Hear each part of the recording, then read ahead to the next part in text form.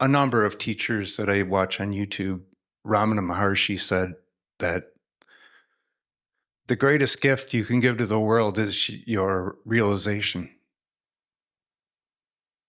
And a number of other things led me to this point where I thought, I see this a lot, that it's really, it's not about me.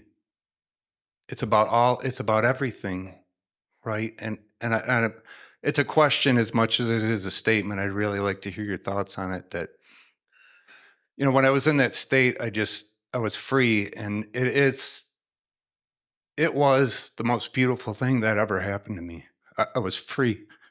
I was floating through consciousness, I put my hand up and I cried for an hour. It's just like this, I've never been free before. And I know that's not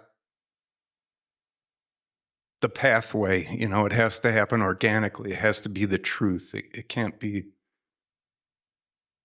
But I guess I'd just like to hear your thoughts on what you think about it. It's not about me escaping my pain. It's about everything escaping the pain. It's about all of us collectively, It was a really profound realization for me. It wasn't the mushrooms that did it, but it gave me that. In that state, I didn't care what my parents did to me or how I was treated in school or where I failed. It was just gone, And I suppose, Amoda, you feel that way. And not that you don't, I don't know what it's like, but I suppose you feel that way all the time. And I would like to hear from you what it's like and what your thoughts are on the collective, because Maharshi also said, somebody said, how should we treat others? And he said, there are no others. And I was like, I had to think about it for a long time. I was like, there are no others. It's all of us. If one of you makes it, we all benefit from that,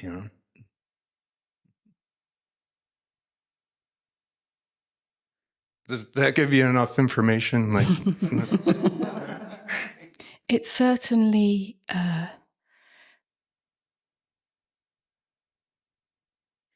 revealed itself that awakening or freedom it's not the self, it's not the personhood that awakens as such.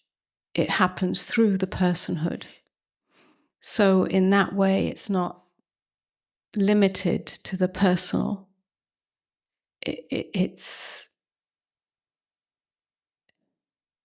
We can call it many names, and I know there's some differences in the way that language is used, but we could say that consciousness wakes up to itself through the individuation, the infinite. Let's call it this: the infinite wakes up to its own true nature through the finite, through the individuation. But it's not, although it has an impact on the individuation, it's not for the purpose of the individuation, which is, I think, what you're saying in your realization through your experience.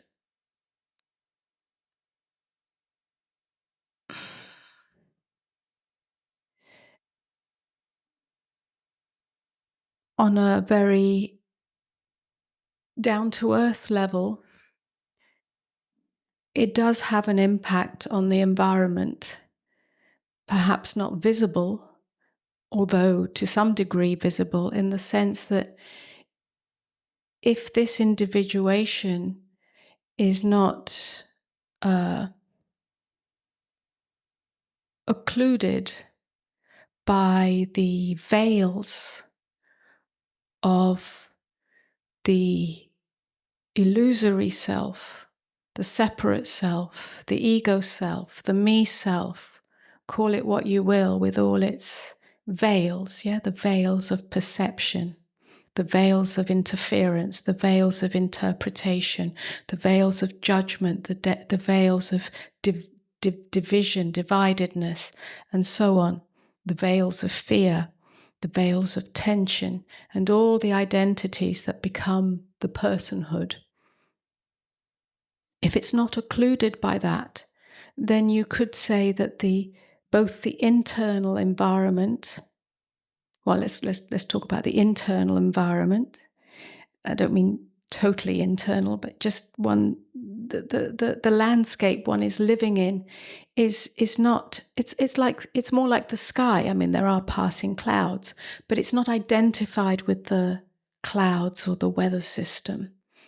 It knows itself as the clear light of being, not as another identity, but just there's a kind of purity, a kind of transparency, a kind of nakedness in that. I think nakedness or transparency are the closest to describing it. So it doesn't come with the overlay of the veils of self. Well, you could say that is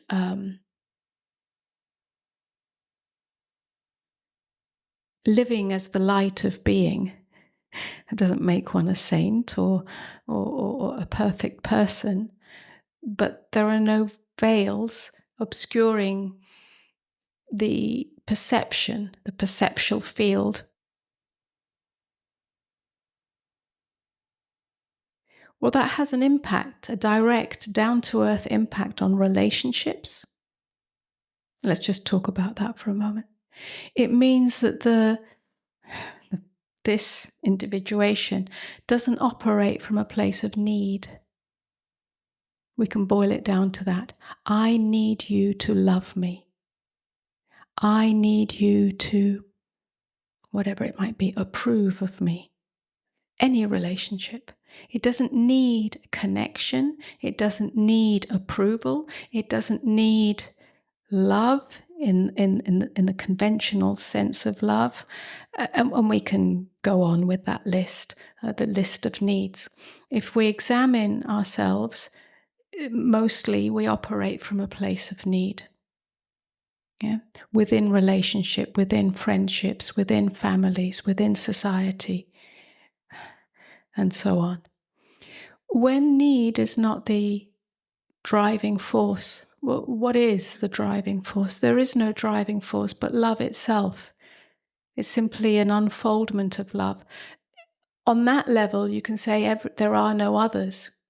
From a place of need, there are demands, there are strategies, there is manipulation, there is seduction, there is control, there is victim, there is doormat, there is pleaser, there is bully, there is, and we can go on with all those strategies. And I'm relating it to all relationships. When that comes to an end, well, surely that changes everything. That changes our our personal experience. It changes the experience of relationship. It changes the relationship to the world, to society, to everything. It just changes everything. And from that place, then inner argument ends, opposition, violence, harm, because if everything is oneself, why would you harm yourself? Now that doesn't negate right action. There is a protection from actual harm or danger that naturally takes place with any physiological organism. If somebody comes at you with a club, you're likely to defend yourself. And we can extend that into other situations. There's a right no. It doesn't mean we become totally without healthy boundaries. But those healthy boundaries are not coming from the tight knot of ego. They're just right action. Love knows when to say no and when to say yes.